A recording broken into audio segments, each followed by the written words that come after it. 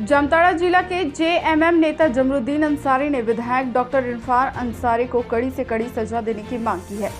Doctor Irfan Ansari गिरफ्तारी के बाद आक्रोश जता रहे हैं। जामताड़ा विधानसभा क्षेत्र के अल्पसंख्यक समुदाय के नेता जमरुद्दीन अंसारी ने कहा कि आदिवासी समाज के साथ अल्पसंख्यक समाज को भी धोखा दे रहे हैं।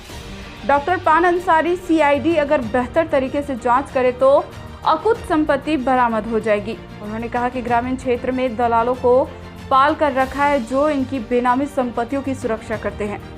जामताड़ा विधानसभा में कई ऐसे सरकारी बिल्डिंगों में जो काम हो रहा है सभी उनके माफियाओं के द्वारा हो रहा है।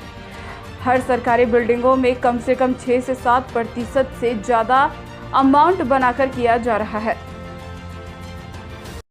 मेरा नाम मोहम्मद जमीरुद्दीन अंसारी है। मैं झारखंड मुक्ति मोर्चा का प्रखंड अध्यक्ष करमाटा और सेंट्रल कमेटी का मेंबर और विश्व का मेंबर।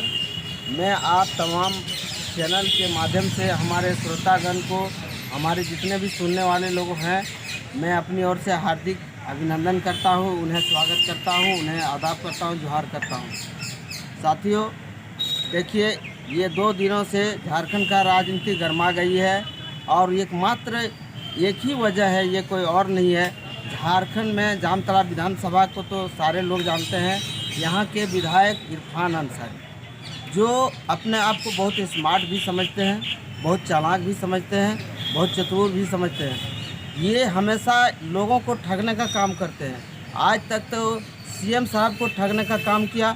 उन्हें यह बताया कि मैं आपका असली हनुमान भक्त हूँ, लेकिन मैं सीएम साहब से ये पूछना चाह रहा हूँ कि आपका असली हनुमान भक्त कहाँ गया? ये चले गए भाजपा के पाले में और इन लोगों ने सट्टा के तहत मैंने सरकार गिराने का कवायद शुरू किया था और जाने अनजाने जब वहाँ से लौट रहे थे पैसा कौड़ी ले करके, तो ये लोग पकड़ा गए कलकत्ता में। कलकत्ता में पकड़ाने के बाद अलग अलग आंकड़ा अलग अलग मीडिया के लोग दे रहे हैं। इलेक्ट्रॉनिक मीडिया के लोग दे रहे हैं कि करोड़ों में है, प्रिंटिंग मीडिया के लोग दे रहे हैं कि लाखों में है। ये पता नहीं। इसके अब्बा जान भी कल पहुंचते हैं, वो बोलते हैं एक इरफान अंसारी मेरा एमएलए का क्या हस्ती नहीं है 16 लाख रुपया लेने का, रखने का। मैं पूछना चाह रहा हूं कि ठीक है 16 लाख क्यों, 16 करोड़ वो रख सकते हैं, लेकिन उसका एक तरकीब होता है उसे यहाँ से वहाँ तक ले जाने के लिए। आपके पास क्या सुविधा है, क्या आपने इसके लिए किसको सूचना दी है इतनी मोटी रकम को ले जाने के लिए?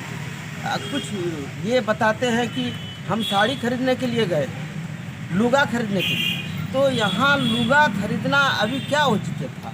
अभी ना कोई वंदना है त्यौहार, ना कोई दुर्गा पूजा का त्यौहार सामने है। दुर्गा पूजा में तो ये देते नहीं हैं।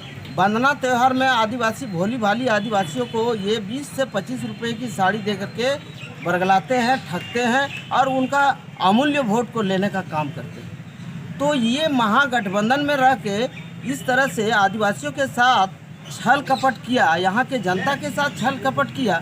यहाँ पे माइनॉरिटी के लोगों को भी ठगा, यहाँ के एसटी लोगों को भी ठगा, साड़ी दिखा करके, साड़ी दे करके, और कहीं दूसरे तरफ माइनॉरिटी के लोगों को बड़े बड़े लच्छेदार बातें बता के।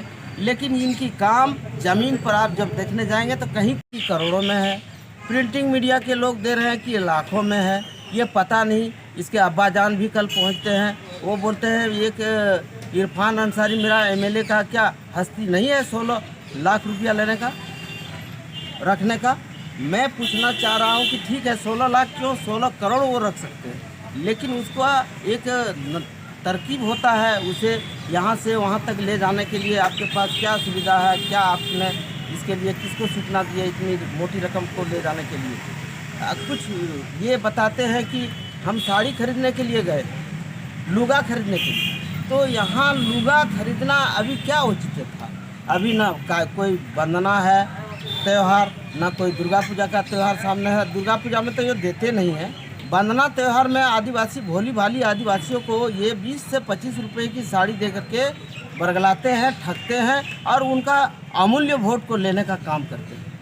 तो ये महागठबंधन में रह के इस तरह से आदिवासियों के साथ छल कपट किया, यहाँ के जनता के साथ छल कपट किया। यहाँ पे माइनॉरिटी के लोगों को भी ठगा, यहाँ के एसटी लोगों को भी ठगा, साड़ी दिखा करके, साड़ी दे करके, और कहीं दूसरे तरफ माइनॉरिटी के लोगों को बड़े बड़े लच्छेदार बातें बता के।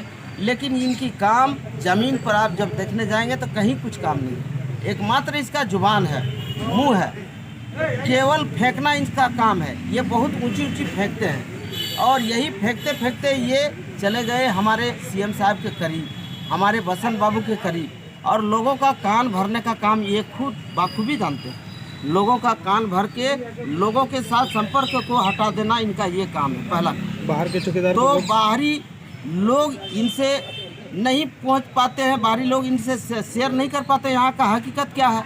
ये ज़मीनी हकीकत है। जब तक हमारे सीएम साहब से, जब तक हमारे बसंत बाबू से यहाँ के स्थानीय कार्यकर्ता, स्थानीय लोग नहीं उनका संपर्क हो तो कैसे आप समझेंगे। क्या मांग करना चाहते हैं? मैं मांग ये करना चाहता हूँ कि जिस तरह से ये भोली भाली लोगों को ठग करके सरकार बनाने के लिए ये गए थे भाजपा में, तो ऐसे विधायक को कड़ी से कड़ी सज़ा मिलनी चाहिए।